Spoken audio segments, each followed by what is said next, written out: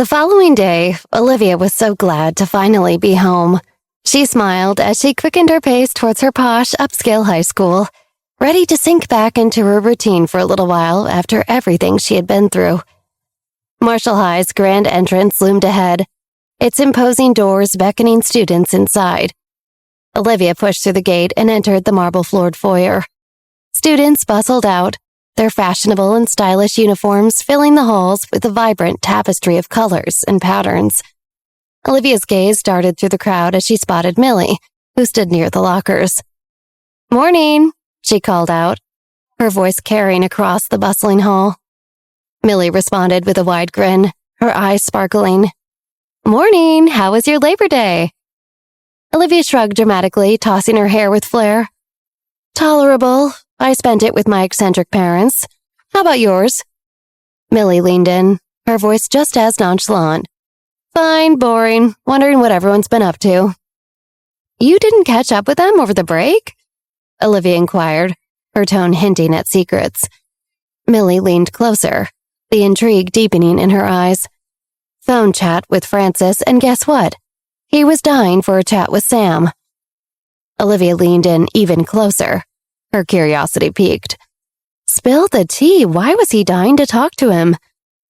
Millie lowered her voice, adding to the intrigue. Francis was keeping it together, but Sam had just gotten back from his worldly adventures, and he was bringing him exotic chocolates. Olivia smirked knowingly. "Lena's gonna be over the moon." Millie nodded, equally knowing. "Absolutely." Lena suddenly appeared, playfully patting their shoulders.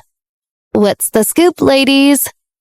"We weren't talking about you," Olivia teased, her lips curled into a sly smile. Olivia looked Lena up and down. "Have you been indulging in extra snacks?" Lena chuckled. "You caught me. I live in my room devouring instant noodles while glued to my computer playing video games." Millie raised an eyebrow, deepening the intrigue. "Not the healthiest choice, Lena.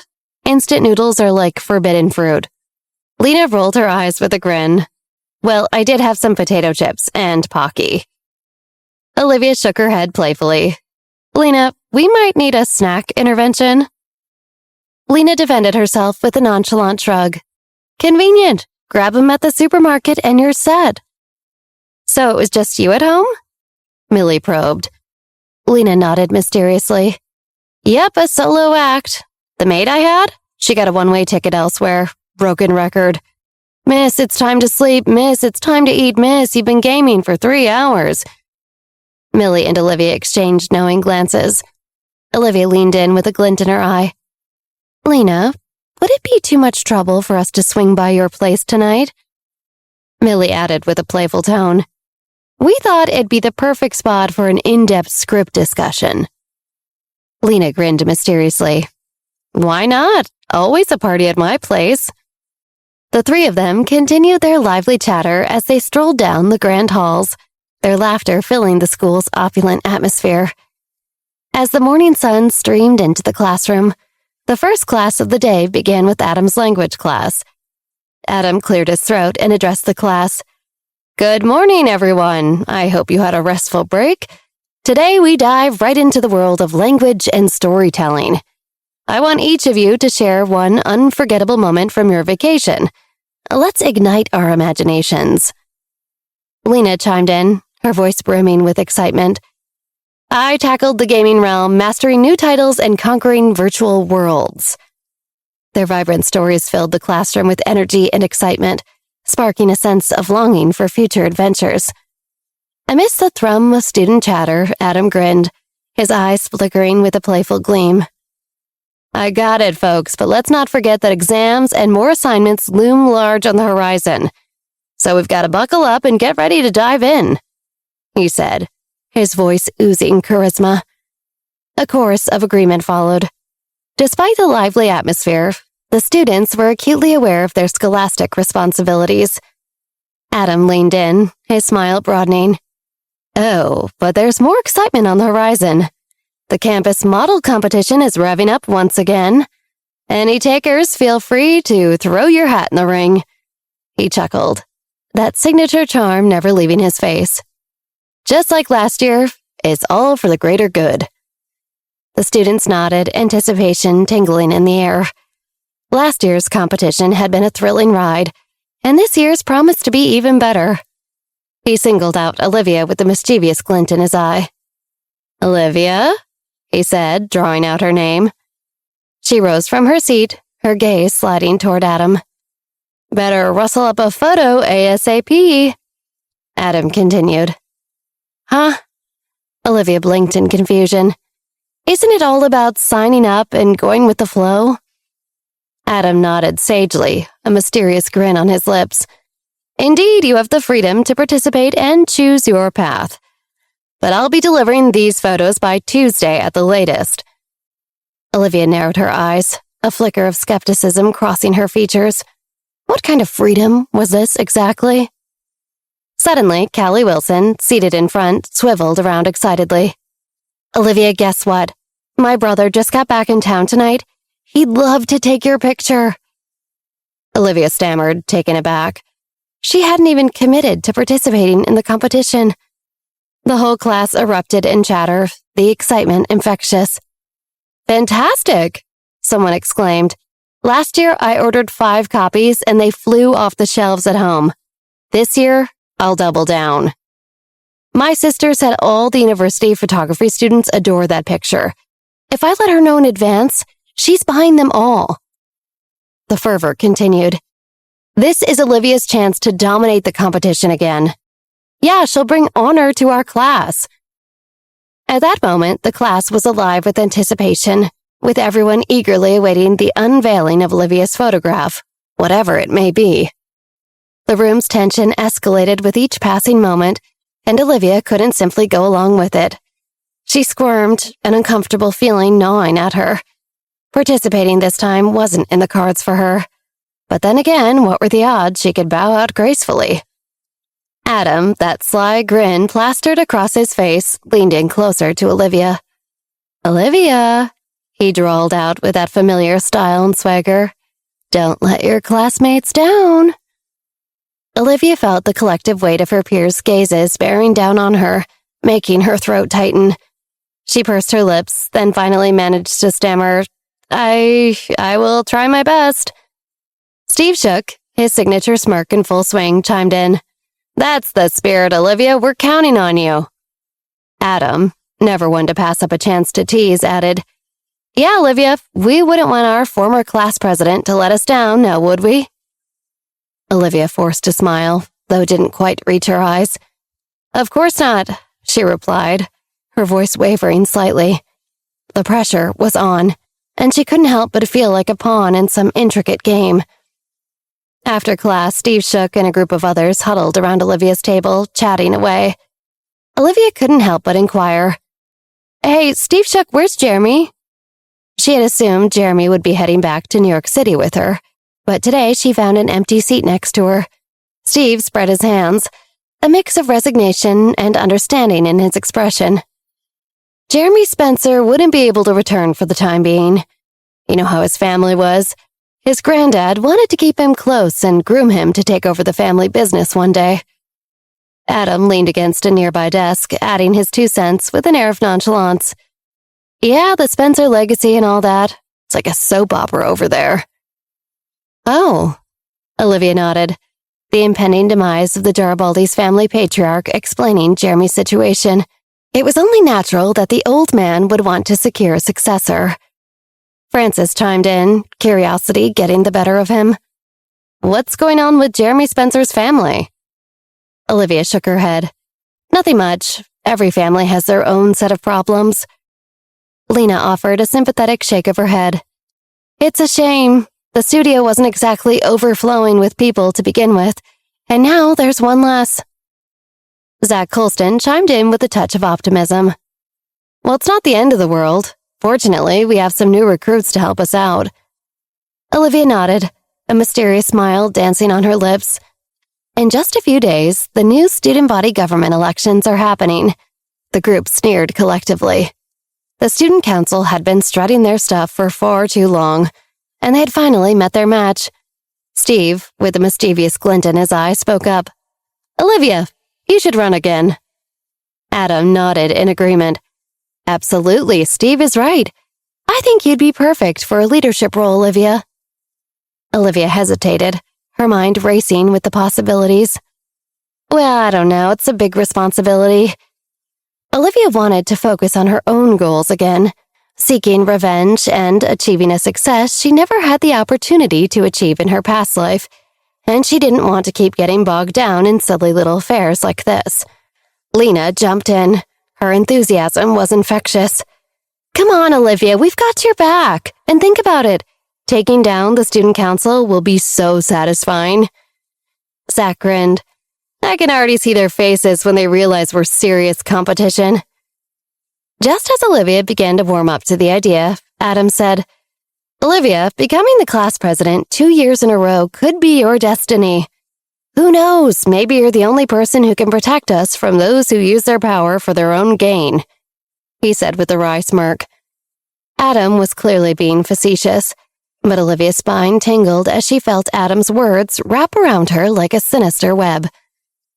You know, Olivia, the class president position isn't just about leading. It's about power and influence. It's about knowing things others don't know, Adam said, a half smile on his lips. Olivia's curiosity was piqued. She leaned in, her eyes narrowing slightly. What do you mean? Steve leaned in close to her before Adam could answer, his voice barely above a whisper. You've heard the rumors, haven't you? About secrets that the student council holds? About what they do behind closed doors? Steve nodded. There's more to this school than meets the eye, Olivia, and if anyone could uncover the truth, it would be you. Frances, sensing Olivia's hesitation and unsure what Steve was whispering to her, chimed in. Liv, if you ran again, you'd have the support of all of us, Olivia. We believe in you. Olivia's mind raced with the possibilities. The idea of taking down the current student council and revealing their hidden agenda, especially considering Amber was so annoying, was tempting. But it also felt like stepping into a dark and potentially monotonous abyss. She took a deep breath and nodded slowly. Okay, maybe I'll consider it. Maybe I'll give them a run for their money in the elections. As she and her friends discussed the idea of Olivia running for the student body further, Adam interjected with a sly smile. Remember, Olivia, with great power comes great responsibility, and secrets have a way of coming back to haunt you. The room felt silent for a moment, and Olivia couldn't help but feel a shiver run down her spine. She exchanged a quick glance with Steve, who seemed equally uneasy. Francis broke the silence, his voice trembling slightly. Adam, what are you trying to say? Adam shrugged casually. Just a friendly reminder, that's all. We should be prepared for anything. Olivia's suspicion deepened. Something about Adam's warning felt off, and she wondered if he knew more than he was letting on. Was Adam plotting against her? Manipulating her into a position of power for his own hidden agenda? Or was he just joking?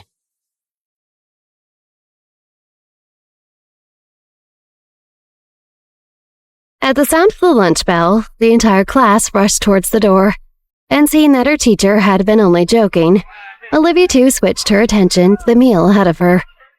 Today, the student council had arranged for lunch to be catered by one of the most prominent restaurants in New York. I heard lunch is going to be from Bad Roman today. One of the girls in the junior class has an in with her PR team. Millie mused as they made their way towards the cafeteria. Oh, I love Bad Roman, Lena exclaimed, having overheard their conversation. Steve snorted. Bad Roman would never cater a high school lunch, even if we are New York's most elite teenagers, he said in a mocking tone. I already know who's catering. Who? Who is it? Lena cried out, overly excited. It's Peter Luger, Steve said nonchalantly. Growing up in a family that ate out practically every meal of the day, Steve was not excited by the prospect of a catered lunch as his classmates. Oh man, I love Peter Luger, Zach Colston chimed in. I'm gonna run ahead to make sure I get a medium rare steak. Wait for me, Francis chimed in, attempting to keep up behind Zach. Get some for the rest of us too, Lena called out after the two boys as they dashed down the hall. She would run herself, but athletics weren't really her thing. Suddenly, a sickly, sweet voice rang out from behind Olivia. Well, well, well, thinking of running for student council again? Do you really think you have what it takes to be a two-term president? Olivia recognized the voice right away. Amber, she thought to herself, I'm not going to let you get to me today. Olivia turned towards the voice. She let her face shift into a look of confusion before opening her mouth. I'm sorry, how do we know each other again? Olivia asked, knowing how much it would bug Amber to think that anyone could forget her. I'm sure we've met. Olivia continued, You just have one of those faces that's so unmemorable. Amber clenched her fist, trying to stay cool. She opened her mouth to speak, but Olivia interrupted. Millie, do you remember her name? It's on the tip of my tongue. Millie smirked to herself. She could see what Olivia was doing and was happy to play along. Millie pretended to think it over. I remember it was something that had to do with trees. What was it? Oh, I remember. Sap. Her name is Sap. Olivia had to pinch herself to keep from laughing. People underestimated Millie, but she really could be quite clever. Sap? Amber screeched, no longer able to keep her cool. That's not even a name. Obviously my name is Amber, and I know you remember me. Amber huffed. Sorry, Sap. Amber, Olivia said, unable to help herself. Toying with Amber was just too easy. But if you don't mind, we're just on our way to lunch. It's important we eat so that we have energy for our next classes. Olivia explained as if she were talking to a child. And I can feel myself losing energy every second I stand here talking to you. Millie and Lena snickered behind Olivia. Amber glared at them, then focused her gaze on Lena. She looked her up and down. Well, it seems maybe not all of you need to eat, Amber proclaimed, smiling vindictively. What a witch! How dare she bring up something as petty as another girl's weight? Olivia thought to herself, I should teach her a lesson. Olivia channeled her energy, getting ready to use her powers to trip Amber to embarrass her in front of everyone. But just as she was about to, she heard Lena let out a laugh. You think I haven't heard that one before? Lena said, refusing to be the butt of Amber's joke. Amber deflated slightly. Upset her insult didn't cause the desired effect. Picking up on this moment of weakness, Lena continued, Are you sure your name isn't Sap? Because you really sap all the joy out of everything. Olivia and Millie burst into laughter, as did a few classmates who had been eavesdropping. Amber's face turned crimson in anger as she stood there, unable to move out of embarrassment. What a pathetic excuse for a person she is, Olivia said. Now come on, let's get our steaks. Olivia purposely pushed past Amber, and Millie and Lena followed suit. In the cafeteria, everyone was buzzing with excitement at the feast that had been prepared for them. The entire room was filled with the aroma of freshly grilled steak and buttery mashed potatoes. Olivia took a big whiff of the succulent smells and felt her mouth water in reply. Hey, over here! The three girls turned to see Zach and Francis sitting at a table piled with the most delicious platters of meat Olivia had ever seen. Lena ran towards the table, securing a seat and immediately helping herself to a serving of mashed potatoes. Millie and Olivia took seats next to her and marveled at the feast in front of them.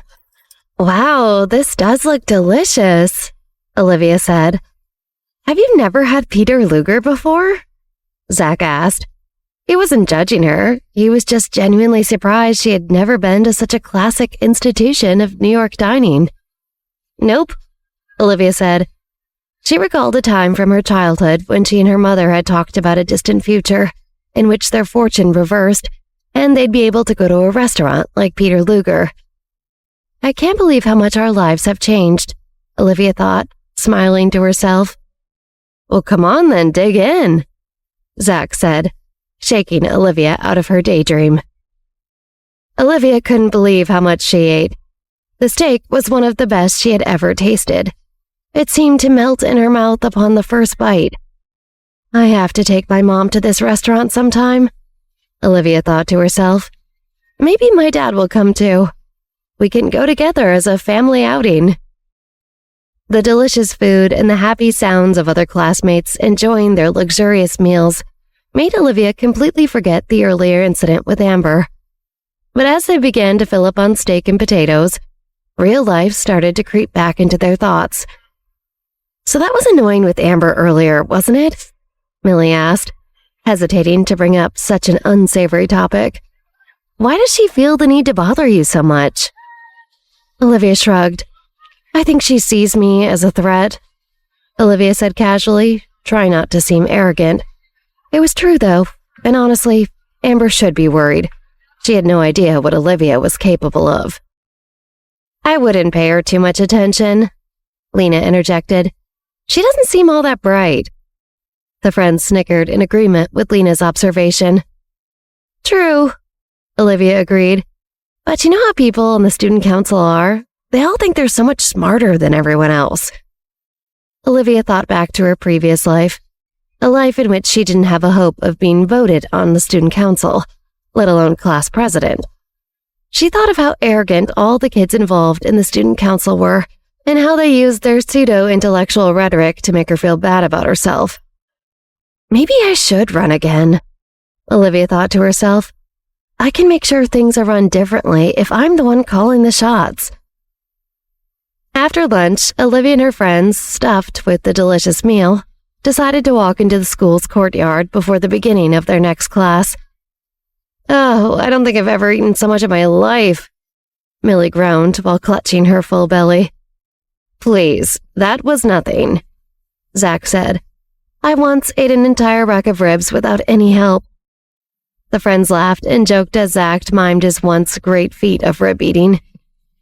Suddenly, a figure jumped out from behind one of the courtyard's marble archways, blocking their path and startling Olivia.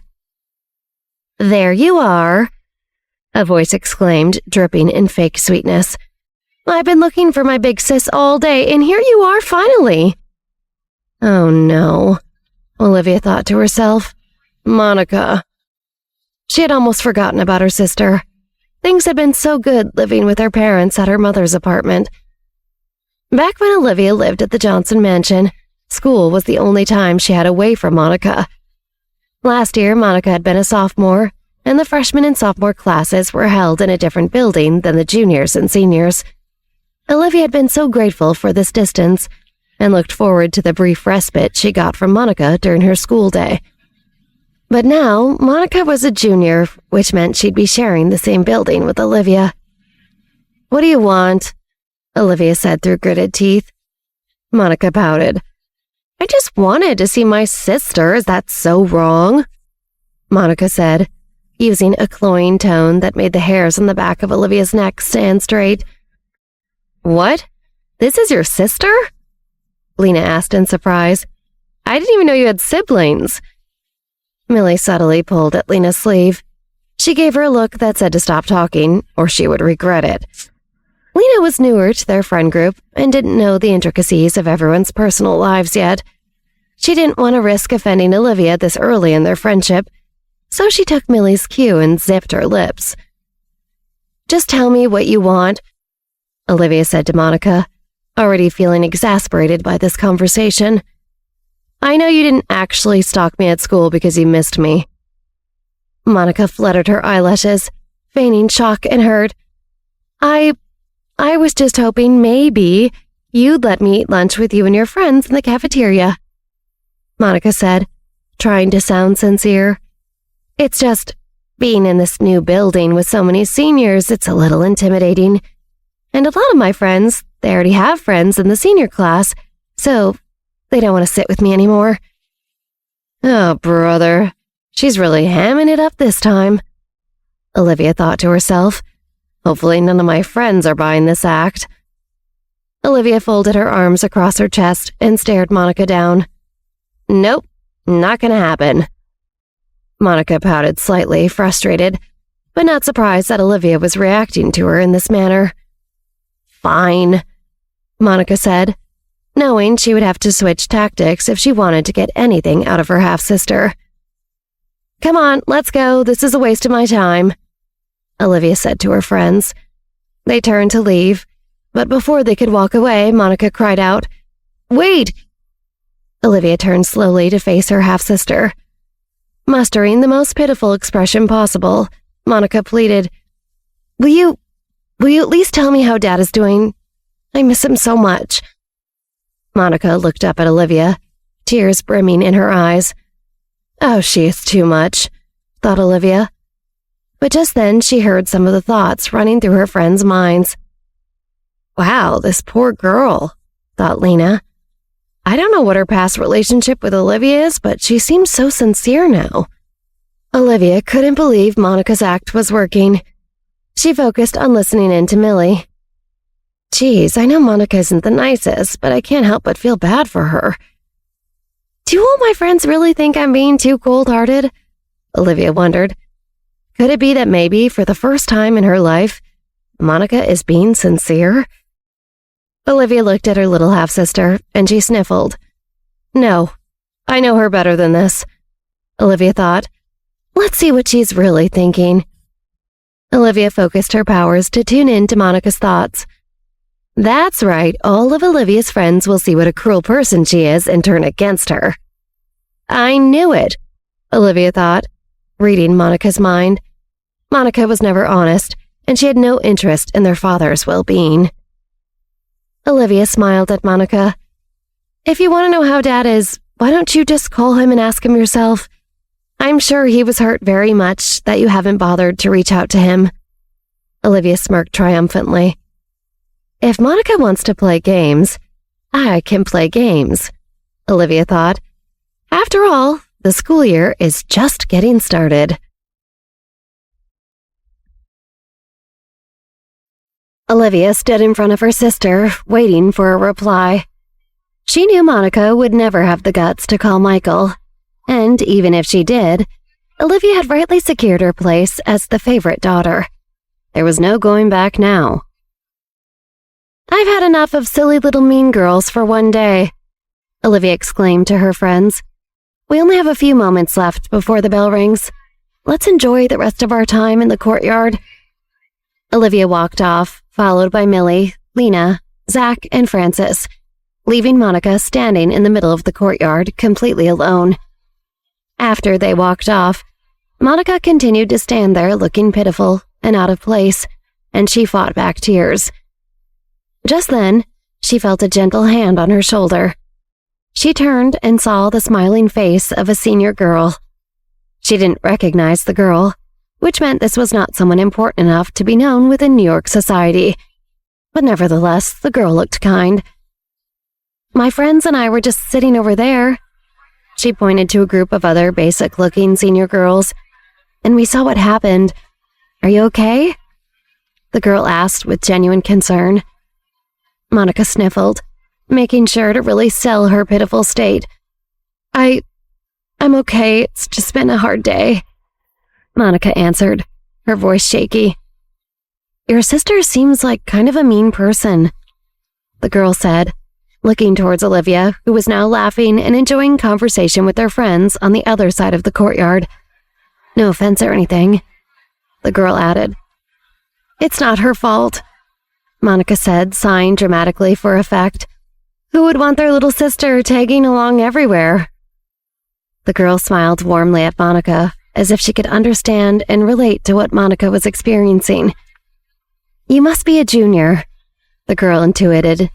Monica nodded, biting her lip as if she were ashamed that it was so obvious she wasn't a senior. "I remember being a junior," the girl continued in a dulcet tone.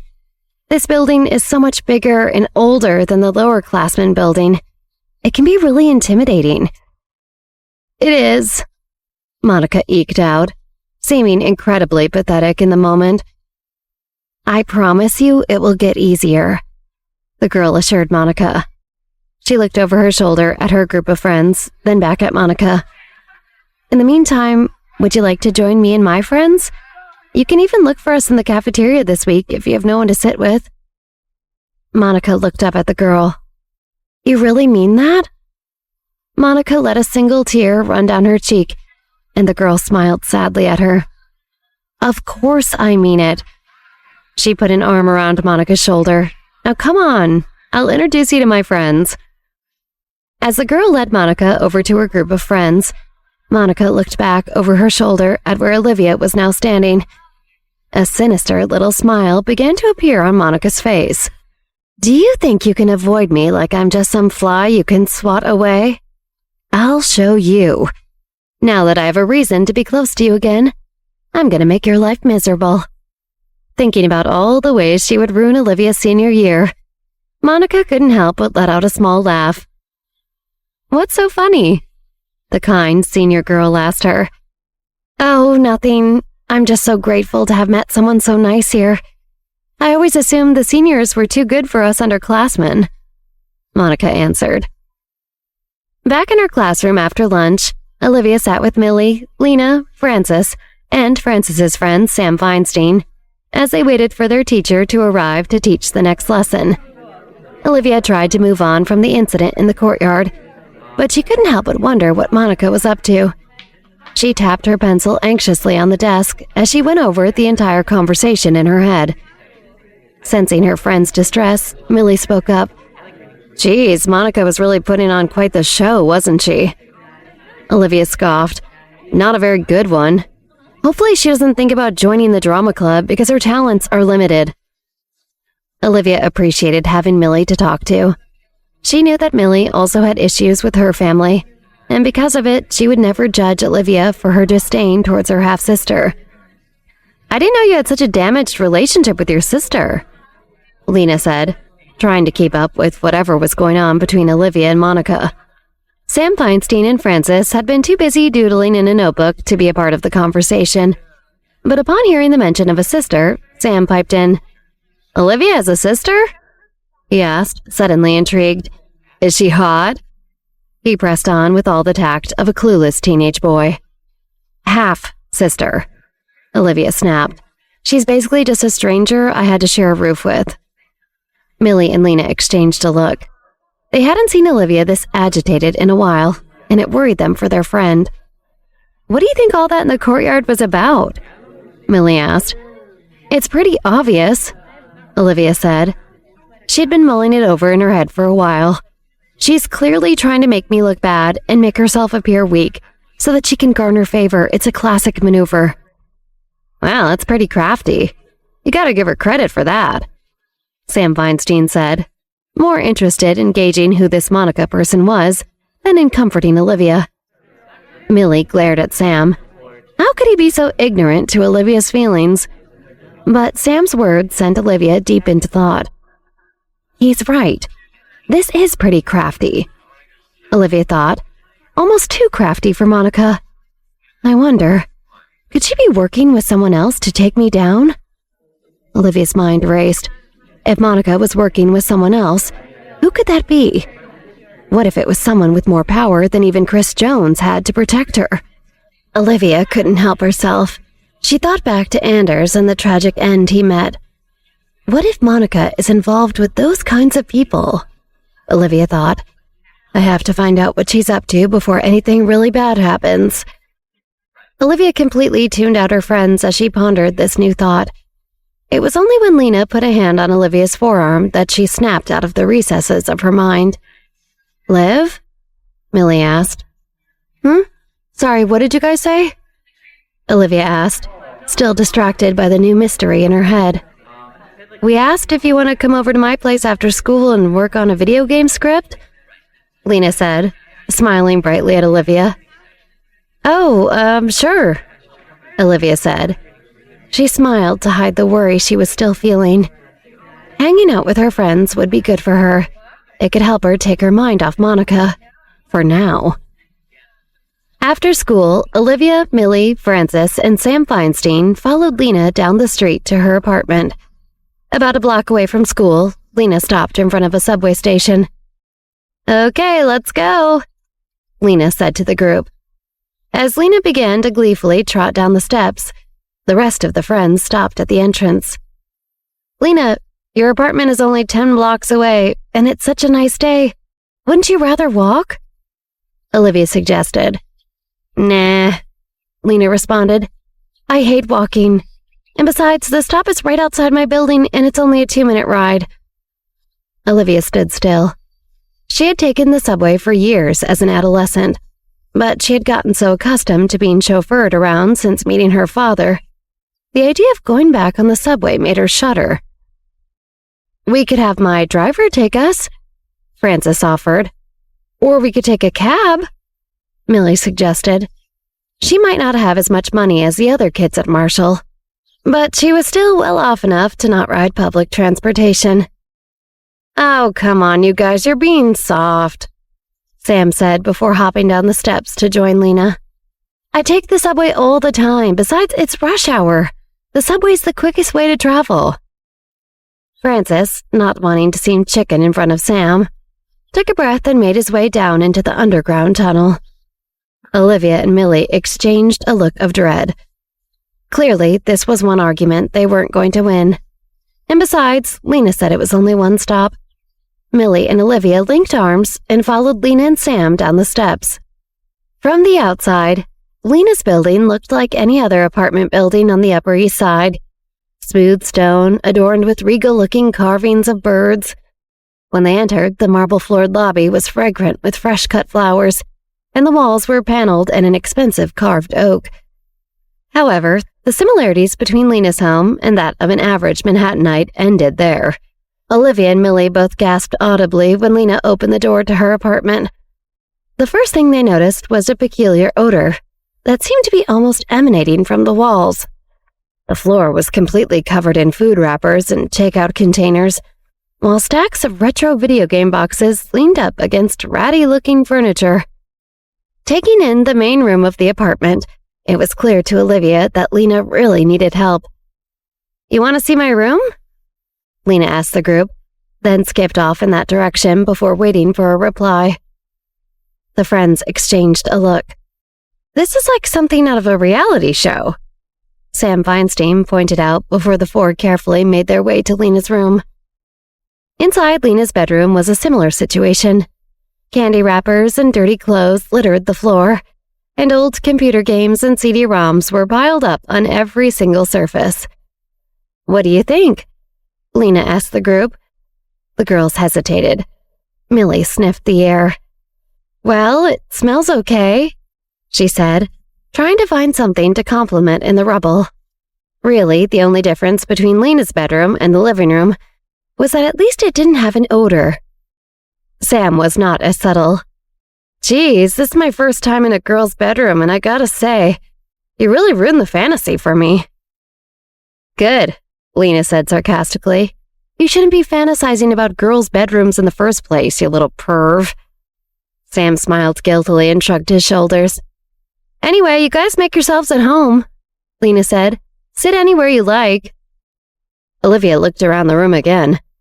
There was not a single surface left uncovered. "Where, Lena?" Olivia said, hoping to shake her friend out of whatever delusion she was experiencing to think it was okay to live like this. Lena looked around, starting to feel a slight awkwardness. But then she walked over to the bed and brushed off a giant pile of clothing and magazines. "Here you go," Lena said, smiling brightly at the three friends. Millie and Olivia exchanged a look. How can she live like this? Olivia wondered. I don't understand how a person could end up with their house like this. Olivia tuned in to listen to Lena's thoughts to try to glean some insight. I guess things have gotten a little out of control, Lena thought. It's just been so hard since I've been on my own. I feel like I don't want to lose anything that belongs to me. It broke Olivia's heart to hear Lena think this way. She decided it was up to them to help her. Lena, why don't we help you tidy up a little? We don't mind, do we, guys? Olivia looked toward Millie, Frances, and Sam for confirmation. You guys don't have to do that, Lena answered. Really, it's not that big a deal. Lena, I'm a dude, and even I'm not this messy, Sam said with a grin, lightening the mood. Lena looked around at the smiling, supportive smiles on her friends' faces and sighed. All right, she said, I guess you can help me. Great, Olivia said. Now, where to begin? It took Olivia and her friends an excruciating long 2.5 hours to clean up Lena's house. leaving them all feeling like they just survived a reality show challenge. Ugh, Sam Feinstein sighed dramatically, collapsing onto a freshly cleared sofa. I've never been this wiped out, not even after facing the chaos that is my own room. Lena, her insecurities lurking beneath her trendy facade, hesitated before responding. Well, I'm not exactly known for my organizational skills. Millie pointed to a towering stack of instant noodles and raised an eyebrow. Lena, darling, what's with all these instant noodles? This is like a noodle fortress straight out of a martial arts movie. Lena, attempting to justify herself, spread her hands. I mean, cooking isn't exactly my jam, and these instant noodles? Shockingly good, I tell you. Frances, always the observant one, couldn't help but be amazed. And are they all beef noodles? Blushing slightly, Lena replied, I just have a thing for that flavor, you know? As they all chatted and laughed, Olivia occasionally caught Lena staring at her. It happened when Olivia cracked a joke or shared an interesting story, and she couldn't help but feel the intensity of Lena's gaze. Olivia, the object of Lena's secret fascination, couldn't help but notice the way Lena's gaze would occasionally linger on her. It was as if Lena couldn't tear her eyes away from Olivia. Feeling Lena's gaze on her, Olivia tapped into Lena's thoughts. I wonder what Olivia thinks of me. Does she think I'm disgusting? Does she want to get away from me? Olivia locked eyes with Lena. A sweet but sketchy smirk slid across her face before she said, I get it. I mean, I don't eat too many noodles because I care about my health, but the beef ones are really good. Olivia flashed a smile reserved for Lena. Overwhelmed by Olivia's attention, Lena blushed furiously. Olivia's curiosity led her into the kitchen, where she inspected the fridge stocked with ham, soy eggs, milk, and juice. Looks like you're not much of a gourmet chef, Olivia observed, a hint of intrigue in her voice. Sam Feinstein shook his head in disbelief. Lena, you seriously need a culinary intervention. This can't be good for you. But Lena simply shrugged, not overly concerned about her eating habits. Instant noodles had always been her go-to comfort food, and they weren't about to lose their place in her heart. Millie couldn't resist rolling her eyes. Lena, seriously, this isn't doing wonders for your health. Lena didn't argue with Millie. Instead, she maintained her composure, her self-consciousness only visible in the slight curve of her lips. Isn't it crazy how she indulges in all this junk and still has flawless skin? Millie marveled, pinching Lena's porcelain cheek. Your skin is like a magazine cover. It's seriously envy-worthy. Lena protested lightly as Millie pinched her, her self-confidence peeking through. All right, enough of the beauty talk. Olivia interjected thoughtfully. Lena, is there a place nearby where we can grab some veggies? Lena nodded. Of course, just down the road. I pass by it on my way to school. Olivia proposed, how about we hit that place, grab some veggies, and whip up a healthy meal together? Frances glanced at the clock and chimed in. We better hurry if we want to pull this off. Sam Feinstein nodded in agreement. Let's make it happen. With that, the group left Lena's house together, determined to bring a healthier change to her diet and their lives. As the sun cast its golden hues, the group strolled back from the market. Their haul didn't exactly scream farm to table, and Olivia had to be selective with her choices, giving the wilted greens a skeptical glance. Alongside the veggies, she dropped some fish and chicken into her cart. The poor fish met its unfortunate end quick. A quick knockout on the chopping board, followed by a series of skillful slicing and dicing. Ew! Millie Brown grimaced and turned away dramatically. You guys not up for witnessing this culinary spectacle, huh? Sam Feinstein asked, raising an impeccably groomed eyebrow. It's not that we can't handle it, Millie Brown responded with a shudder. I mean, I know how to eat, but watching this whole process play out is kind of cringy. Ah, the savage side of humanity, Francis mused, his lips curving into a knowing smirk. But hey, clawing our way to the top of the food chain wasn't a cakewalk. We can't all go full-on vegan mode overnight, right? You're the last person to preach about that, Olivia teased Frances. Don't you practically survive on McDonald's and deli sandwiches? I'll have you know, my deli sandwiches come with coleslaw and my burgers come with fries, which are vegetables, Frances retorted, throwing Sam Feinstein a playful look before adding, and besides, he's got an ego bigger than Manhattan, Olivia quipped, her eyes twinkling. Sam Feinstein playfully bumped shoulders with Olivia, grinning mischievously. Right? When it comes to cooking, you're not exactly on the Food Network, Lena observed, shaking his head. Sam Feinstein, you've got more swagger than Gordon Ramsay. Hey, I even helped you tidy up your room, Sam Feinstein protested. Is this how you treat your savior? No love, I tell ya. I didn't ask you to clean up. Lena rolled her eyes, her tone laced with playful annoyance. You should be thanking Olivia. She's the one who roped you into this. Tisk, tisk, tisk. Sam Feinstein shook his head dramatically. Human nature is so fickle, and the world is so unpredictable. Everyone burst into laughter at Sam Feinstein's theatrics. He was the undisputed drama queen of their group. All right, enough goofing around, Olivia declared as she emerged from the kitchen, an aura of authority surrounding her. Time to get serious.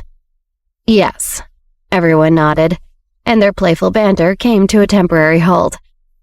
As Frances passionately described his vision for the game, Olivia felt a subtle but powerful connection forming between their thoughts. She sensed his creative energy surging, and with a gentle nudge, she delved into his mind. I bet if we had interactive elements, it would really push us ahead. Olivia's eyes sparkled with insight as Frances voiced his plans for the game. She smiled pleasantly, her secret power guiding her and Frances. What about interactive elements? Olivia asked, her voice tinged with intrigue. She turned her gaze towards Frances. Frances, do you have any ideas?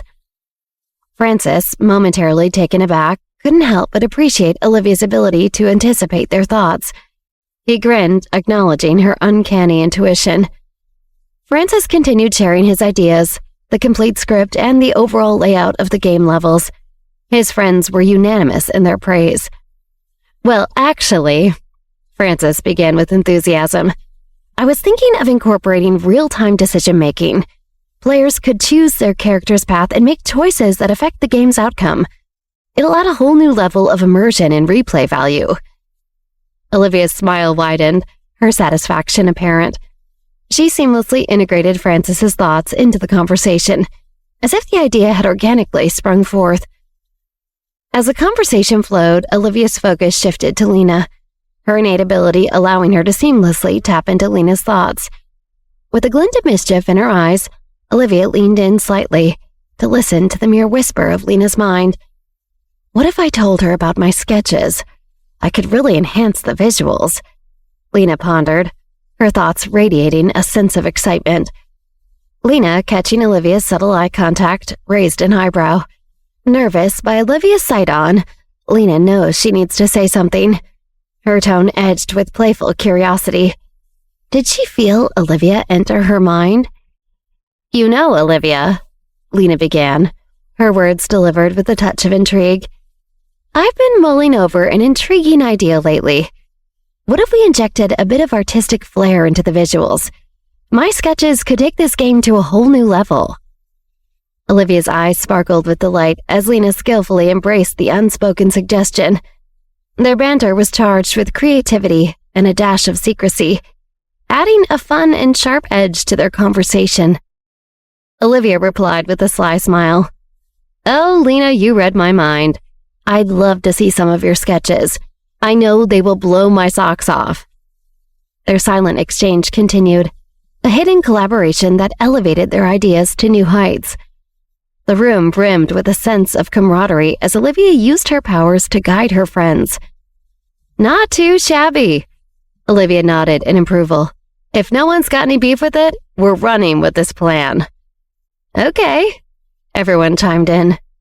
Great. Olivia breathed a sigh of relief. I can start sketching character designs this Friday. Sounds good, they replied. We've been stuck in the planning phase for way too long. It's time to kick things in gear. Starting next week, we're all going to have to level up our game, Olivia said with a confident smile. Let's do this together. Okay. Sam Feinstein took the lead, extending his hand.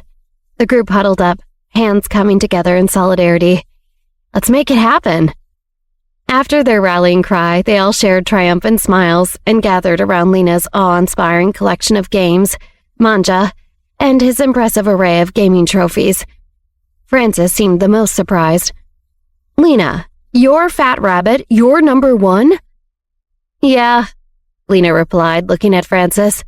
You're just figuring that out now? Yeah, Francis admitted sheepishly. Olivia caught on ages ago. You're a bit slow, Lena teased, shaking her head in mock disappointment. Francis had no comeback to that, but a warm smile formed on his lips as he observed Lena's confidence and wit. Wow, isn't this game unavailable in America? Sam Feinstein exclaimed, holding up a game disc. I've been dying to play it. Lena chuckled, nodding as she confirmed. Yep, it's not available in any of the states. I had to get it from a guy overseas. She leaned in to get closer to look at the game disc. This game's graphics are pretty sick. It definitely has a QQ game vibe, but most players won't even notice.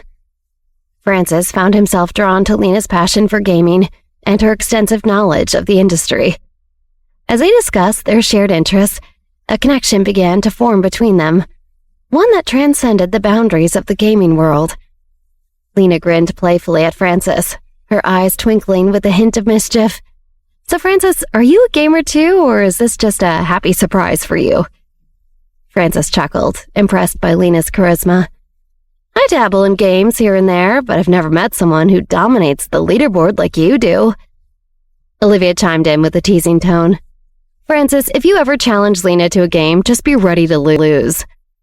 Francis raised an eyebrow in mock challenge, playing along. Is that a challenge, Olivia? Sam, who'd been studying the game disc closely, suddenly grinned. I can see why you like this one, Lena. The graphics are top-notch and the gameplay looks addictive. Lena nodded in agreement, her enthusiasm contagious. Absolutely, Sam. It's like a hidden gem in the gaming world. As their discussion about gaming heated up, the group watched, and Olivia couldn't help but notice a connection between Francis and Lena that was practically glowing in neon lights. They were two expert gamers who had seemed to find each other a worthy adversary, but also a like-minded friend. It was like an unsolved riddle that begged for Olivia's attention. Olivia's intuition, as sharp as ever, went on high alert, and she threw a glance at Millie, her partner in this delightful game of observation. Millie, always ready for a bit of intrigue, followed Olivia's lead, and together they couldn't tear their eyes away from whatever was unfolding between Francis and Lena.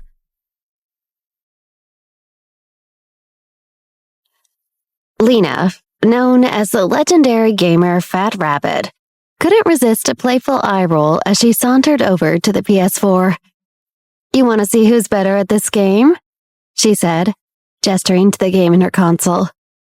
Sam Feinstein practically snatched the controller, his excitement contagious. He'd been itching to dive into this particular game for ages. Across the room, Francis couldn't help but marvel at Lena's gaming setup. Wow, he said, eyebrows raised in admiration. How much did you spend on this rig? It looks even better than my setup. I've got a second-gen VOG machine, and this looks like the latest fourth-gen model. The aesthetics and performance are off the charts. Lena casually tossed the game disc into the console and handed Francis a VR controller. 6 digits, she replied nonchalantly, a grin tugging at the corners of her lips. I blew all my prize money from the last global super game competition on this bad boy. Francis gave her a thumbs up, impressed but not willing to let her have all the glory. Not bad, he admitted, his competitive spirit flaring up. He had also competed in the tournament, making it to the top 3 in the national singles competition. Memories of Fat Rabbit representing New York City in the singles competition flooded his mind. She'd crushed the game's distributor's representative, but met her match in a seasonal player.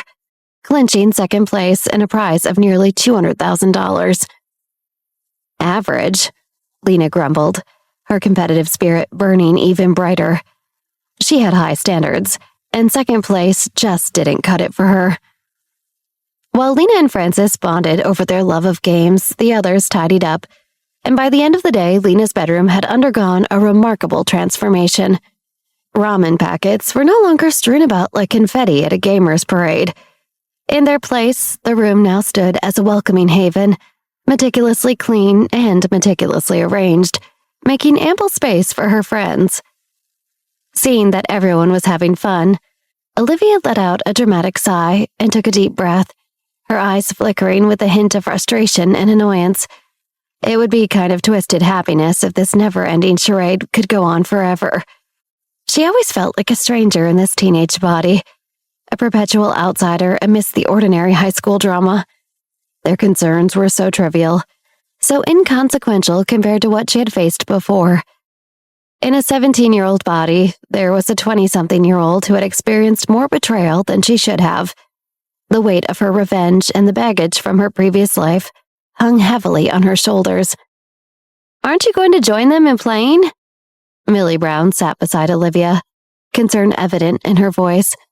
Seeing that everyone was having fun, Olivia let out a sigh and took a deep breath, her face reflecting her inner turmoil.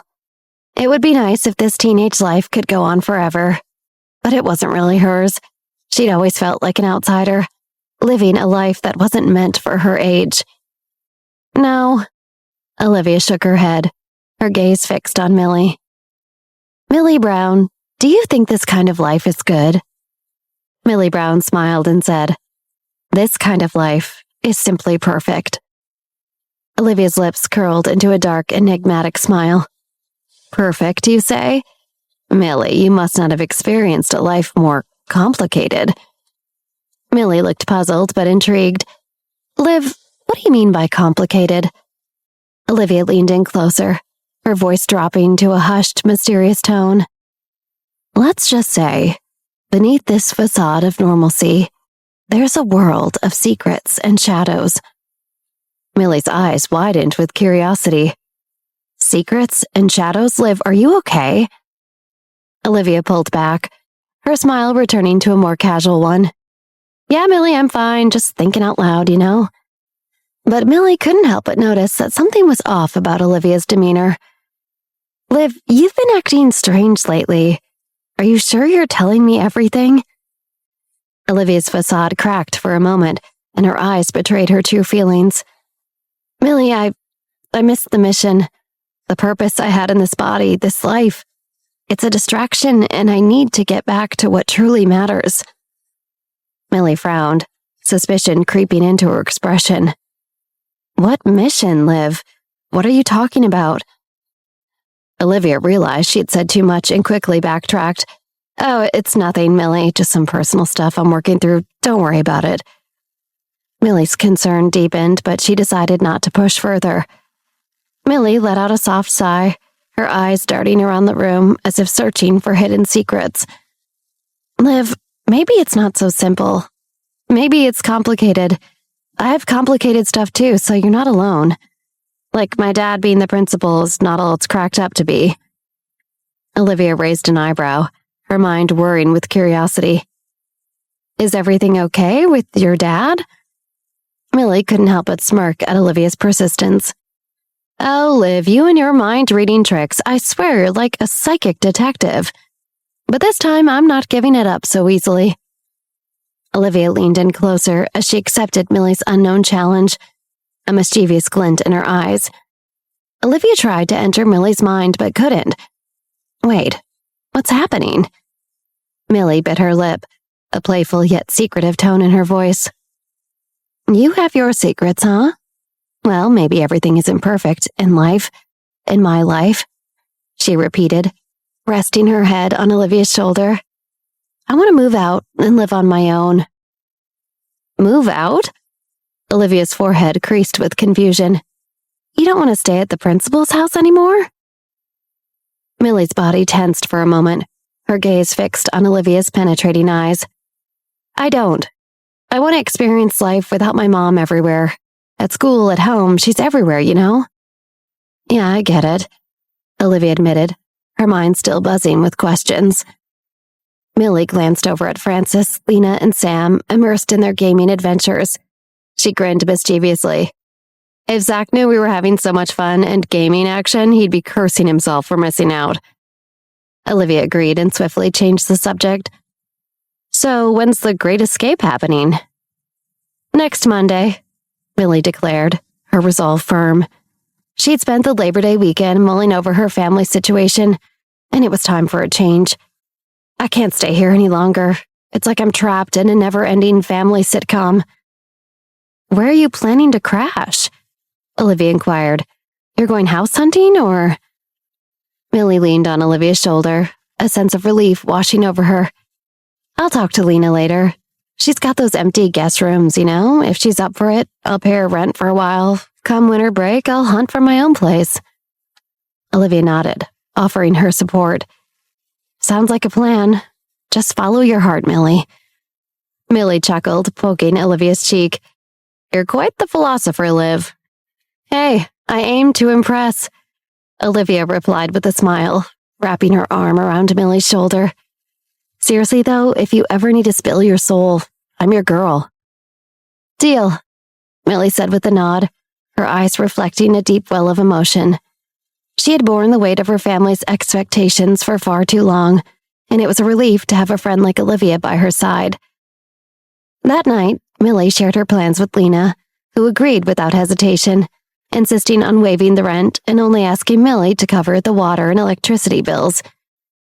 As the night grew darker, they'd all decided to turn in. The guys took over the guest room, leaving the girls to commandeer the master bedroom, giggling and sharing stories as they drifted off to sleep. In the midst of the bustling New York International Airport, two teen twins, Camilla and Cameron, stood out. Their striking appearance, with alabaster skin and sharp, calculating eyes, and their matching black slacks, button-downs, and blazers, made them seem almost otherworldly as they moved gracefully through the crowds of commuters and travelers in schleppy sweatpants and jeans.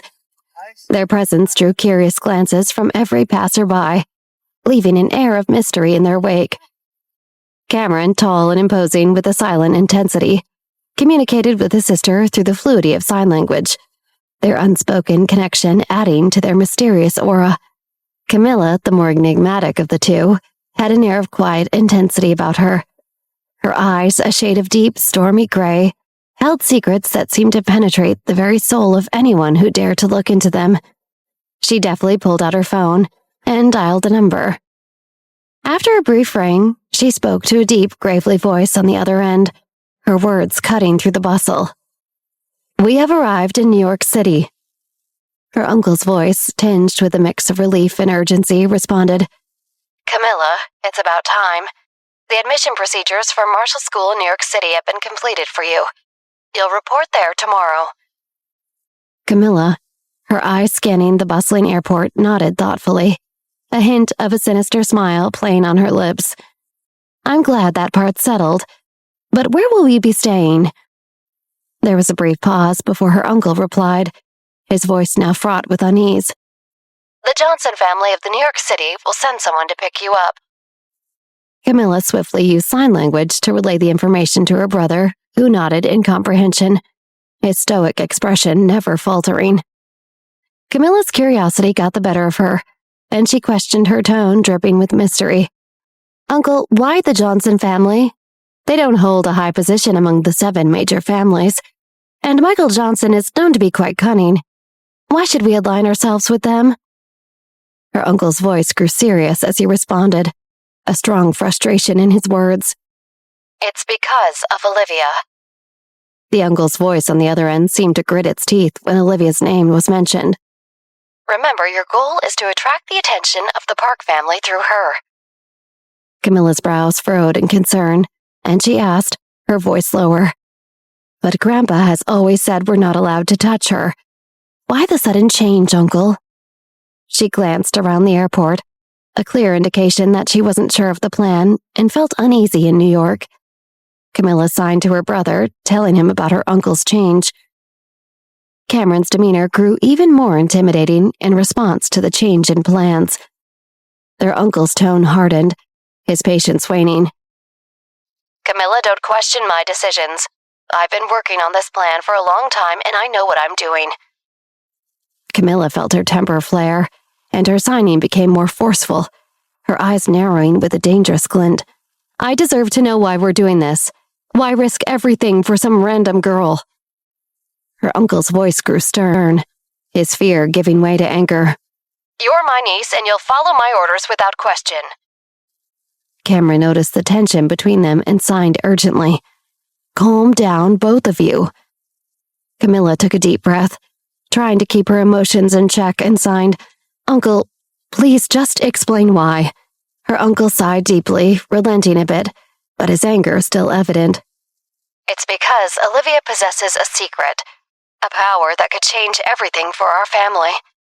The Park family is interested in that power, and if we can deliver her to them, it will secure our position among the 7 major families. Camilla's anger subsided as she considered her uncle's words, her eyes glimmering with a newfound sense of determination. She signed, her voice low, laced with a chilling resolve. What is this power? Why didn't Grandpa tell us? Her uncle hesitated before answering. I can't reveal all the details now, but it involves something ancient and powerful. Grandpa didn't tell you because he wanted to protect you. But now, it's time for you to step up. Camilla nodded slowly, her demeanor growing even more enigmatic as she accepted the gravity of the situation. She signed, I understand, Uncle. Her uncle softened once again. Camilla, I know this is a lot to take in. Just trust me, and we'll succeed in this mission.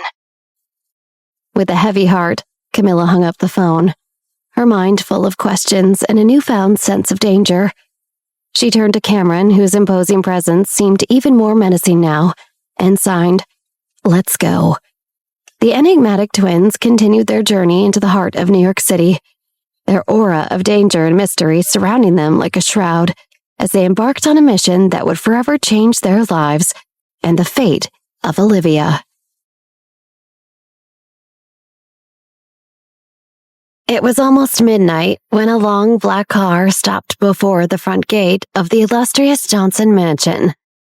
The limousine was so black and sleek that it may as well have been a hearse.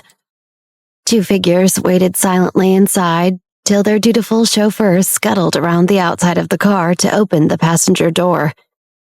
Rain hit the pavement as 2 sets of perfectly polished, matching buckled shoes stepped outside one by one. The siblings, dressed in pressed school uniforms, but with a passing glance, any average onlooker could see there was a strange air about these 2. The girl pushed her long, raven black hair behind her right ear as she peered up at the Johnson mansion before her. Her lips curled back in distaste as she murmured, Well, this place is a dump. It's not nearly as nice as our Pell family home. Her brother, who was half a head taller than her, silently nodded in agreement. Shall we go in, dear sister? He signed with his hand. Millie and Olivia moved stealthily through the empty classroom, their footsteps light. They couldn't risk being seen or heard by anyone, especially not the Pell twins. Millie, her face etched with an anxious expression, cast a quick, furtive glance at Olivia, her eyes conveying a sense of urgency. Do you have any idea what those 2 are plotting, Olivia? Millie asked. Olivia raised an eyebrow as she focused on her friend. No, not yet. But I get the sense they're not here for a casual chat, that's for sure. Millie moved closer to Olivia. There's something incredibly weird about them, Liv. I can't shake the feeling that there's much more lurking beneath the surface. Olivia's nod mirrored the gravity of the situation. This isn't your run-of-the-mill high school drama. It's like their bad vibes are seeping out of every pore. Millie whispered, her voice quivering. Liv, there's something else. I saw the Pell twins signing to each other in the hallway. I couldn't catch everything, but one thing is clear as day, they're scheming. They said they were out to kill. What do you think that means? I can't keep thinking about this, Olivia admitted, her voice barely above a whisper. She didn't want to bother sweet Millie with the darker sides of people. Millie couldn't handle them as she could. They're probably just weirdos, she said dismissively. Attempting to change the subject, Millie asked, By the way, what's your plan for campus model competition? The entire class has high expectations for you. Olivia sighed, the weight of the impending photo shoot and the expectations of her peers pressing down on her. Well, Danny Wilson has been pestering me for a while now. He called me yesterday and I've agreed to meet him for a photo shoot on Saturday. Millie's lips tightened subtly, a hint of disappointment flickering across her face. He's going to take photos of you? Detecting the shift in Millie's expression, Olivia probed gently. Is something bothering you, Millie? Millie hesitated for a moment, then decided to reveal her true feelings. Oh, it's nothing, she began, her voice hesitant. But I took a candid photo of you while you were cooking at Lena's house. I was contemplating showing it to you, but I know that Danny Wilson, an internationally renowned photographer, would do a much better job, and I didn't want to undermine your reputation. Olivia blinked in surprise and gratitude, her heart warmed by Millie's thoughtfulness. Oh, Millie, you could never undermine my reputation. You're amazing. I'd love it if you'd be my photographer. Excitement surged within Millie as she contemplated the prospect. Should we do it on Saturday? That's perfect, Olivia agreed with a warm smile. Millie Brown flashed a dazzling smile and returned, and sealed their pact with a playful wink. As the time for their clandestine conversation drew to a close, Olivia remarked, It's almost time for class, let's head back. She linked arms with Millie, the epitome of Upper East Side elegance, as they exited their secluded corner, chatting and laughing as they rejoined the bustling classroom. Hidden away on the other side of the weathered, ivy-colored wall, Yaya watched Olivia's departure with a mix of curiosity and determination. Her keen eyes, the color of molten honey, narrowed in concentration. Yaya, a tenacious and resourceful student known for her unwavering spirit, couldn't resist the urge to uncover Olivia's secrets. With determination as her driving force, she ascended the creaking wooden stairs, leading to the Student Union activity room. A gentle knock on the door heralded her entrance. Bjorn? Yaya exclaimed, her voice bubbling with excitement as she addressed the charismatic Student Union president, Bjorn Jorgensen. Her lips curved into an enchanting smile, and her eyes sparkled with mischief, giving her an air of undeniable allure. You'll never guess what I've uncovered about Olivia. Bjorn's charming grin, framed by the light scruff of his well-defined jawline, lit up the room as he leaned against a cluttered desk, his eyes dancing with intrigue. Yeah, he said, his voice carrying a hint of flirtatiousness. You're something else. I always knew I could count on you. Yaya's cheeks flushed with pride at the compliment, and she took a small step closer, her voice dropping to an intimate whisper. Well, this Saturday, she's planning a photo shoot just like last year. And guess who's behind the camera again? None other than the award-winning Danny Wilson. Bjorn raised an eyebrow, feigning nonchalance, but secretly intrigued by Yaya's proximity. Danny Wilson, huh? I've heard some pretty impressive stuff about him. He leaned in, their faces inches apart, and added with a sly grin. By the way, have you ever thought about participating in the competition yourself? Caught off guard by Bjorn's playful offer, Yaya's heart raced as she played with the strand of her auburn hair. Me? I'm not so sure. I don't think I'm the right fit. Bjorn leaned even closer, his breath brushing against her ear, sending shivers down her spine. Yeah, he murmured, his voice low and husky. You've got a unique beauty that's impossible to overlook. Seriously, don't underestimate yourself. Yaya's heart pounded in her chest as their eyes locked, and she stammered, her voice barely a whisper. Bjorn, please don't tease me like that. but Bjorn was quick to reassure her, his finger slightly grazing her arm. I'm serious. I have complete faith in you. This competition is all about charity, and your involvement would mean the world. Overflowing with gratitude, Yaya nodded appreciatively. Thank you, Bjorn. Bjorn's tone shifted slightly as he glanced at the ornate grandfather clock in the corner of the room. Hey, class is about to start. You better get back to your classroom before you're late. Yaya reluctantly tore her gaze away from Bjorn's piercing blue eyes, her heart still fluttering from their intimate exchange. You're right, she conceded with a soft smile. I should go. She turned to leave the room, her mind racing with a whirlwind of thoughts about the sudden kindness and affectionate gestures from the charismatic president. Could it be that his feelings for her ran deeper than she had ever imagined? On the far side of the sprawling campus, the teacher stood before the junior students, addressing them about the upcoming campus model competition. The announcement filled the air with a buzz of anticipation. The campus model competition is a charitable event, and all proceeds from photo sales will go to the orphanage. The teacher explained with enthusiasm. We encourage everyone to participate. Please submit your photos by next Monday. Curiosity danced in the eyes of the assembled students. Among them, Monica sat, her mind already racing ahead. As the teacher paused for questions, a curious student couldn't help but inquire, Teacher, who won the last competition? The teacher's smile was warm as she responded, It was Olivia. Monica's brow furrowed. Olivia had always been a thorn in her side. Olivia seemed to excel in every endeavor at Marshall's school, a fact that ate Monica alive with envy. Whispers rippled through the crowd. Olivia, isn't she your older sister? Monica's lips curled into a strained smile. Yes, they were half-sisters bound by family ties, but their relationship was far from harmonious.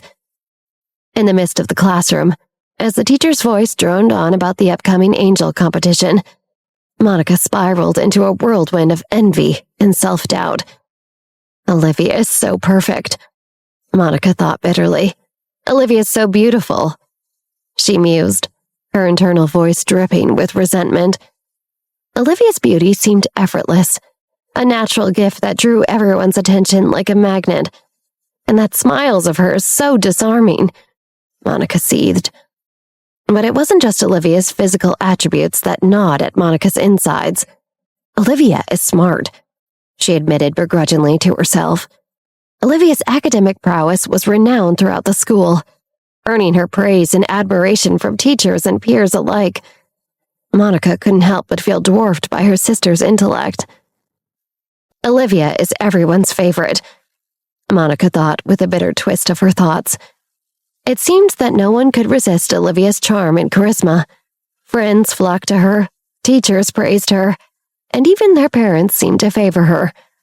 It was as if Olivia possessed a charisma that Monica could never hope to match. But amidst the self-deprecating thoughts, a darker notion took root. Olivia is fake. Monica was determined to seize this opportunity for herself, to prove to everyone, but most importantly to Olivia, that she was more than just a shadow in her sister's radiance.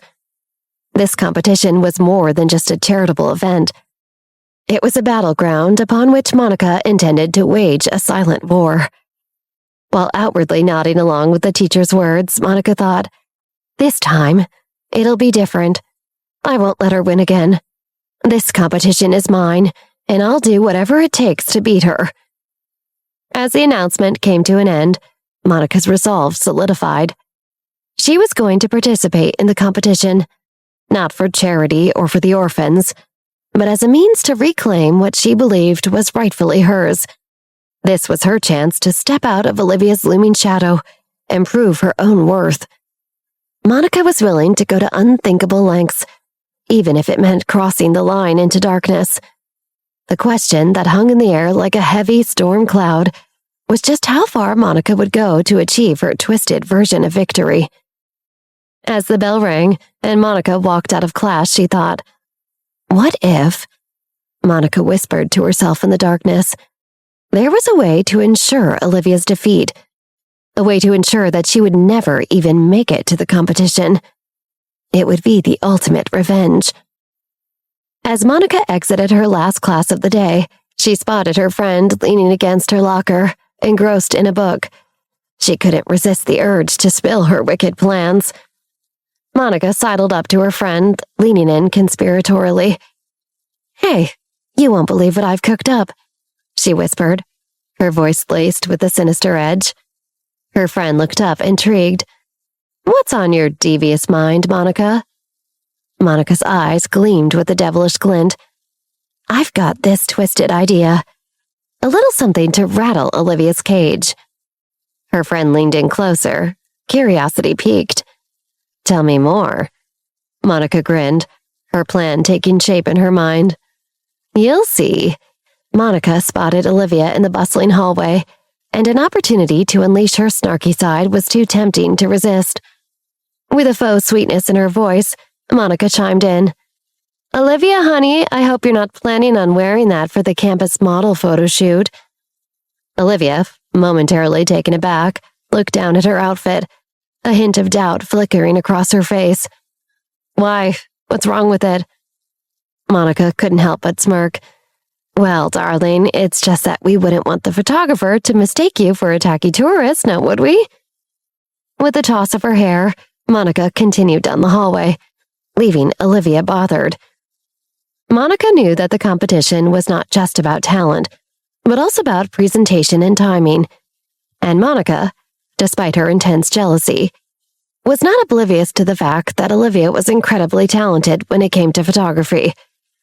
The next day, Monica paid extra close attention to Olivia. From her covert vantage point behind a row of lockers, Monica observed Olivia.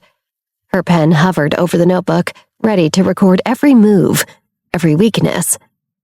"That's right, Olivia," she muttered under her breath. "Walk a little slower. Give me something to work with." She scribbled down notes, dissecting Olivia's every gesture and interaction, determined to uncover any chink in her armor. As she scribbled down notes, she couldn't help but notice Olivia sipping tea. A wicked grin crept across Monica's face as she whispered to herself, "Gee, Olivia, how utterly sophisticated." She made a note in her notebook. Olivia's Achilles heel. A penchant for posh tea. A dark smile crept across Monica's lips as she thought about her plan. She would tamper with Olivia's tea, subtly adding a slow-acting poison that would weaken her stepsister, making her too ill to compete. But the thought of Olivia's downfall was too enticing to resist.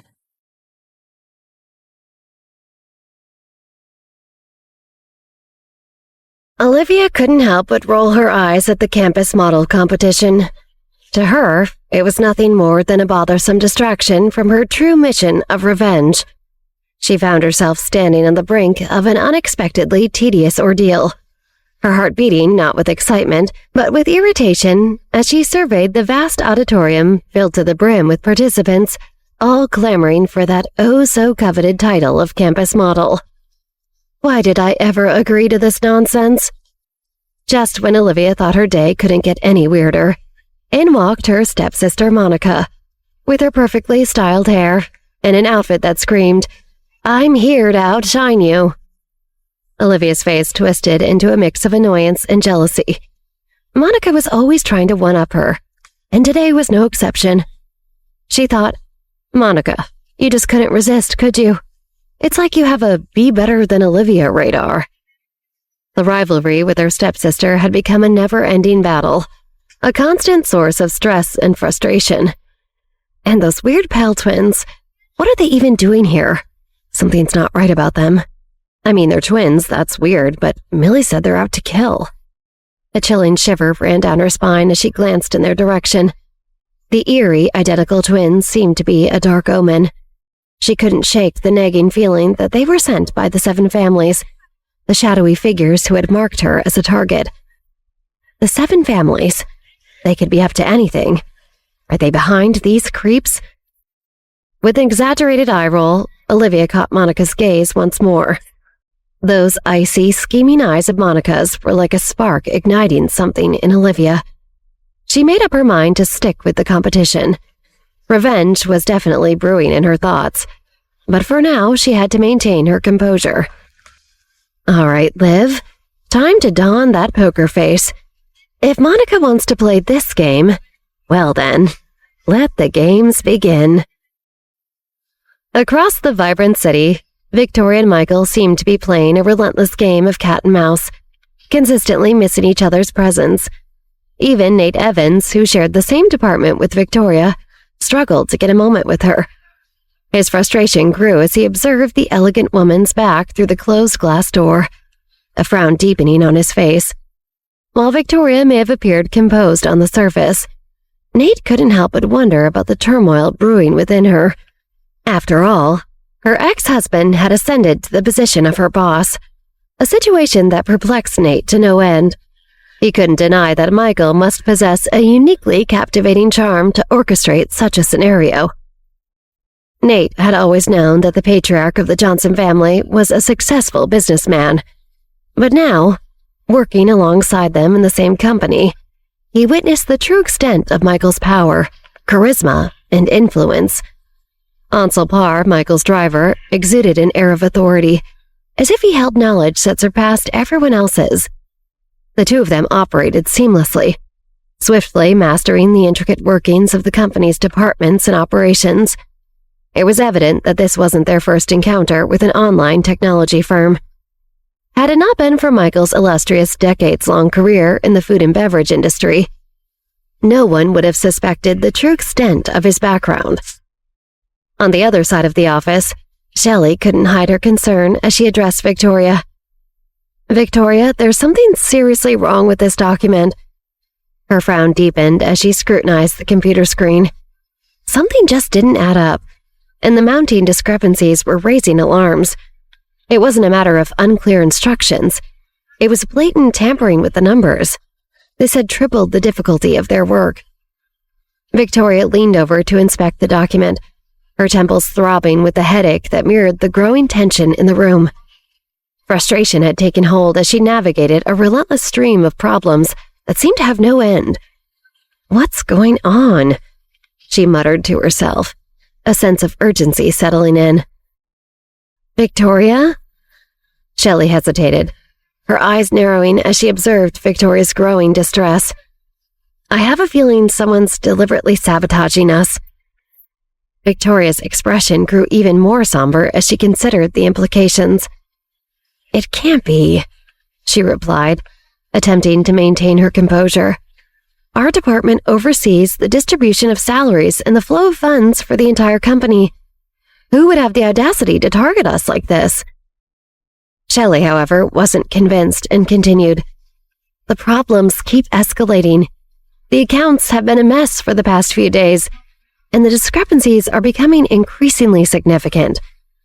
Last time, I double-checked the report before submitting it, but it was approved only for me to later discover that some numbers had been altered. When I reported it to the higher-ups, they dismissed it as my mistake. Victoria clenched her jaw, her frustration mounting as she listened to Shelley's account. It was infuriating to imagine her team's painstaking work being manipulated. Don't worry, she finally said, determination seeping into her voice. I'll bring this to Nate's attention. Shelley nodded, but her expression remained troubled. What then? She asked, her gaze searching for a solution. Shouldn't we investigate it further? My gut tells me it's Lisa. As Victoria started drafting an email to Nate, Shelley leaned in closer, her voice hushed. Victoria, you have to understand how malicious Lisa can be. She's not just a thorn in our side, she's an evil mastermind. I've seen her undermine other teams before. This could be her way of trying to take control of the finance department. Victoria hesitated, her fingers hovering over the keyboard. Are you sure about this, Shelley? Accusing someone of such serious misconduct without concrete evidence could ruin their career. Shelley's eyes bore into Victoria's, unwavering in her conviction. I've been here longer than you, and I've seen her tactics firsthand. Trust me, She's capable of anything. If we don't act now, our entire finance team could suffer. Other team members chimed in, their collective frustration evident. They too had been grappling with the mounting issues and the interference from Lisa. She's been causing trouble ever since she started frequenting our department, and the audacity to harass our manager under the guise of work is outrageous. One of them remarked. It's clear there's more at play here. Another added. Our submissions get rejected by Lisa's subordinates. It's hard to believe there's no foul play involved. Nate's name hung heavy in the air as the group voiced their concerns. Victoria sighed, acknowledging the complexities of their predicament. Nate is in a difficult position, she admitted. It's not just about his position. The personal relationship between him and Lisa puts him at a disadvantage. Shelley, however, was undeterred and suggested, what about someone higher up? Why don't we go straight to the CEO? The room fell silent as the daring proposal hung in the air. Directly to the CEO? One of them echoed, the idea sparking intrigue among the group. Yes, Shelley affirmed. Here's the plan. We'll screenshot all our reports along with timestamps. If they get rejected, we'll screenshot again and send a representative to meet with the CEO. Victoria hesitated, grappling with the enormity of the suggestion. But could this jeopardize Nate's position if we bypass him? Shelley shook her head firmly. This is Lisa's doing. She's the one being unreasonable and causing the company harm. If there are repercussions, they'll fall squarely on her. The room buzzed with determination as the team members contemplated their next steps. So, who will meet with the CEO about this? Someone asked, their gaze eventually settling on Victoria. Me? Victoria's eyes widened in disbelief. That's a substantial leap. Am I really up for this? Victoria, you're our boss. Shelley and the others reminded her, their conviction unwavering. Victoria let out a heavy sigh, feeling the weight of the responsibility that now rested on her shoulders. She couldn't help but wonder if she possessed the resolve to confront the CEO head-on. Let's go, Victoria! The room erupted in cheers, the collective energy boosting Victoria's confidence. Yet deep within, she grappled with the gnawing uncertainty. Could she truly advocate for her team in the face of such high stakes? As Victoria's head continued to pound, the sound of everyone's cheers got louder. The weight of Shelley's words bore down on her, and her mind became a battlefield of doubts and uncertainties. Could I really go over Nate's head like this? She wondered. But if I don't, and Shelley's right, Lisa's actions have become increasingly suspect. And if I don't act now, our entire finance team could be in jeopardy. But what if this backfires? Shelley leaned in closer, her eyes locking onto Victoria's. She mouthed, "Trust your instincts, Vic," as if she could read the turmoil in Victoria's mind. Victoria took a deep breath. Does Lisa really think this little of my department? Victoria Park thought to herself.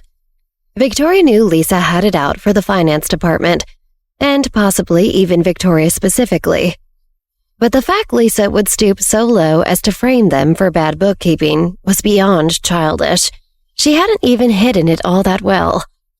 Scanning over all the evidence, it didn't take a professional to see that something was off with the numbers. Even a layman with only cursory knowledge of finance could spot it from a mile away. There were discrepancies and plot holes all over the place, clear spots in which values had been swapped. This is just sloppy, Victoria mused, her lips curled at the thought of it. She had the upper hand here, because as far as Lisa knew, her plan was working. Okay, fine. Victoria nodded resolutely but nervous. Let's show Lisa the finance team isn't so easy to bully, Victoria whispered to her team. They all grinned in anticipation. They all trusted Victoria as a fearless leader, but they'd never seen this side of her before. They knew she had their backs no matter what. She was the kind of boss you'd go into battle for, and you knew she'd be fighting with you side by side. I'm going to confront Lisa with our evidence first, though, Victoria said. See if she has an explanation. If not, then I'll go to the CEO. As much as she suspected Lisa had it out for her, Victoria couldn't consciously put someone's career at risk if there was a reasonable explanation for all the discrepancies. After collecting all the evidence, they printed it out and compiled it into a sleek document. They personally handed it to Victoria and put their hands together in a huddle. Okay, we're counting on you, Victoria, Shelley said excitedly. Go give her hell, said another coworker. Okay. Victoria took a deep breath. Here goes nothing. Yes, everyone nodded and cheered her. No, go on, Victoria said. Back to your desks and act busy. Pretend like you don't know anything. The group did as they were told, giddily returning to their cubicles and pretending to work away.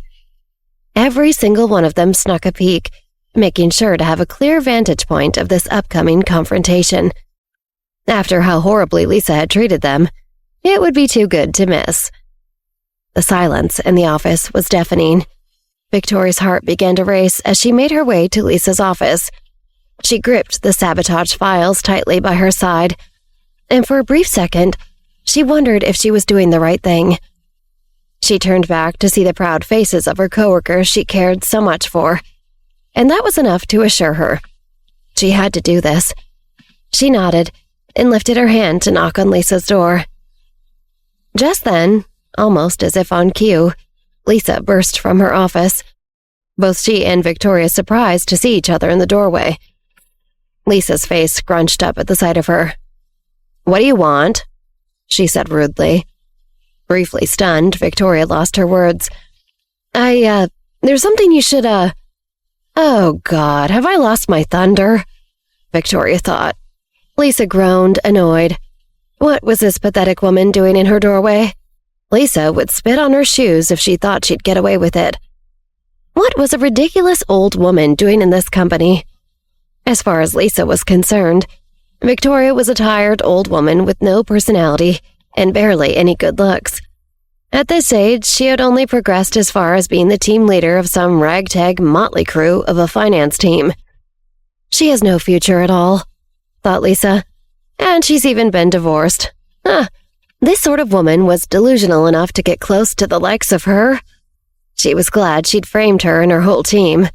It was just a matter of time before it all came out. Get out of the way, Lisa barked. I need to see Nate. Victoria might not have been able to read Lisa's thoughts, but she saw the hostile flash cross Lisa's eyes. She wasn't hard to read. You could tell she was always thinking something nasty about someone. Victoria found her courage. Nate has gone out, Victoria asserted. Lisa raised an eyebrow. Gone out? Lisa didn't believe Victoria, but couldn't see anyone moving around the manager's office. She frowned and looked directly at Victoria. Fine then. If Nate isn't here, then perhaps I'll have to tell you directly, Miss Park. She put an emphasis on Miss, as if to rub it in her face that Victoria wasn't married. Victoria rolled her eyes at this. Lisa really was a simple bully, wasn't she? Lisa continued. The higher-ups are very dissatisfied with you and your entire department right now. Going through the accounts you submitted, they're finding there are so many errors. If this keeps up, your department might as well stop eating for free at the company commissary. Our company doesn't support freeloaders. Lisa sneered, only inches away from Victoria's face. Victoria's anger welled up inside her, but she played it cool as a cucumber. She knew she had the upper hand. She had proof. As team leader, Lisa threatened, if you aren't willing to whip your pathetic bunch of misfits into shape, you may as well pack up your things and leave. Lisa raised up her chin, proud of her devious plan. Freeloaders, Victoria thought. She dares to call my department a bunch of freeloaders? She doesn't do anything at this company. She thinks she can do whatever she wants just because her father was a major shareholder in the company? Victoria's hands holding the documents trembled slightly in silent rage. Seriously. Lisa continued to jab at her. Do you think we run some kind of charity organization around here? You really are a bunch of trash. Wait till Mr. Evans hears about this, then you'll be sorry. Lisa let out a small snort laugh. Victoria shook her head slightly. The whole thing was almost comical. Now that she'd let Lisa have her fun, letting her think she'd won, it was time for Victoria to strike. Lisa, Victoria said coldly, I very much agree with you. Lisa paused. She hadn't expected this. What? She said incredulously. Huh? Confused mumbles and whispers came from the cubicles as Victoria's teammates watched on. What did Victoria mean by this? Was she about to save her own skin and sell them out? Would their beloved team manager be capable of doing that? How could she say these things so easily? It's true. The company we run isn't a charity organization, and we don't support freeloaders, and we definitely don't support liars. Victoria said with her head held high. This company is a family, and we don't provide for people who are trying to turn us against each other or hold us back. Lisa's heart skipped a beat. What do you mean? She asked sheepishly. Oh no, Lisa thought to herself. Has this rat discovered my little trick? Is she about to turn this around on me? For a brief moment, a pang of guilt flashed across Lisa's face, but she soon dropped that. So what if she got found out? She was the director. Victoria was some lowly old team manager nobody even cared about. So what if Lisa fudged the numbers on purpose? Didn't they know who her father was? He was a shareholder of this company. They can't touch me, Lisa thought. How much trouble could a bunch of useless finance department employees like them cause? What could a puny, divorced manager like Victoria Park possibly do to the likes of her? You're right that in the past quarter, the finance department's accounts were full of loopholes. Victoria replied with a faint smile on her face. You should know better about that than anyone. I don't understand what you're accusing me of. Lisa refused to admit any wrongdoings. It doesn't matter if you don't understand, Victoria remarked. I also don't expect the person who lazily moved these numbers around to understand how any of this department works, or to know that we'd have saved copies of all our documents submitted, which include the original untampered with statistics. Lisa froze, her eyes going wide. You, Director Lisa, you may not know how this department works, but I do, Victoria said seriously. I've proudly performed this job for 10 years, so I know what I'm doing. You have to get up pretty early in the morning to pull one over on me and my team of misfits, as you say. Even from you, this is childish, low-class behavior. Lisa was speechless. How could someone like her be talking to her like that? And furthermore, Victoria continued confidently, you have no ground to threaten me like this. Even if I did have to leave this company, I can find a new job anywhere I like based on my experience. I have 10 wonderful years of knowledge, as well as associates and references I can call upon if needed. It'd be no problem at all for me to go wherever I wanted. You, on the other hand? What do you have, Director Lisa? Lisa folded her arms. Where was she going with this? Who could possibly fire her? Who would dare fire the daughter of a company shareholder? Intentionally tampering with the company's main accounts? Just so you can line your own pockets with the missing funds? Victoria grinned. That's a crime, Lisa. Tisk, tisk, tisk. How would you set foot in this industry again? That's a bald-faced lie, Lisa exclaimed. She wasn't embezzling money. Fearing this would go even further south, Lisa came clean. All right, fine, I did move some numbers around, but I didn't take any money. I just wanted to make trouble for you and your ridiculous department. Victoria scoffed. Who would believe that? She said. Lisa, do you really think anyone would buy that you changed the accounts time and time again just to put the squeeze on a small finance department? Who would be that petty? Victoria caught Lisa's lips open slightly as if trying to deny it. But she didn't let her get a word in edgewise and continued, "Save yourself the embarrassment now, and don't even bother trying to refute it. Your words don't mean anything. Naturally, I came with receipts." She slapped the hefty folder in Lisa's hands. I... Lisa stuttered. She was utterly flabbergasted at this point. "That's just a copy, by the way," Victoria added. "You can do whatever you want with these. I have backups on backups for all these documents. Why don't you take a careful look over these and think about what you've done?" You horrible woman," was the only retort Lisa could muster. There was no doubt about it. She had caught her red-handed. Lisa was seething with rage. She never would have thought that this even-mannered woman she considered so beneath her would actually talk to her like this and have the nerve to back it up. "Take care of yourself, Lisa. I won't see you off," Victoria said shortly, turning to leave. Lisa's face turned pale as a ghost. She glanced at the finance department staff, who were no longer pretending to be busy and clearly had been watching the entire altercation. She felt like she had been publicly slapped across the face, and these goons were laughing at her.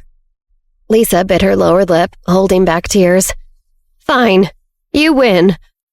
Lisa turned around, slamming the door to her office shut. Once Lisa left, the finance department was in an uproar of applause and cheers. Shelley was the first to rush over to congratulate Victoria. "Victoria, you were such a boss back there. You really showed her," Shelley exclaimed, taking Victoria in both hands. Everyone else quickly gathered around, patting Victoria on the back and congratulating her. They were so lucky to have a manager who could stand up and go to bat for them. Victoria smiled awkwardly, not used to this much praise and attention. She had to admit, it was nice to stand up for herself in that way. She could get used to this. "What's all the fuss about?" said a booming voice. The crowd turned to find none other than her boss, Nate Evans, strolling back into the office. Everyone quieted down as he asked, "What did I miss?"